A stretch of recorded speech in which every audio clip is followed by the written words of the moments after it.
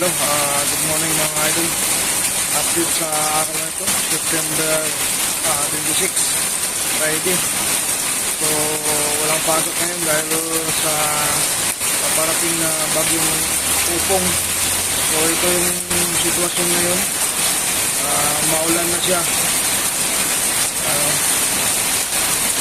Malakas-lakas na yung buhos ng ulan. So, ayan. Sa ngayon, wala pa namang hangin. Ano lang, malalaki ang patak ng ulan.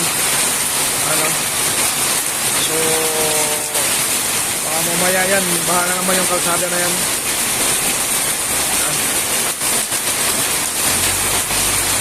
Malakas yung buhos ng ulan.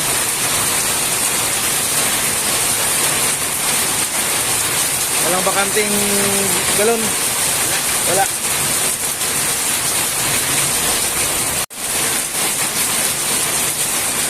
Malaking baha na naman ito mamaya pagka nagtuloy-tuloy itong ulan na ito.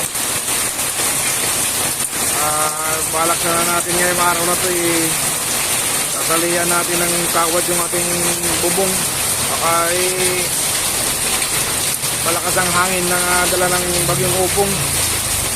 Matuklap yung ating bubungan kasi maaga naman umulan. Ay, bahala na, mayroon namang harang ng mga puno dyan. Sana kung lumakas yung hangin makaharang din yan.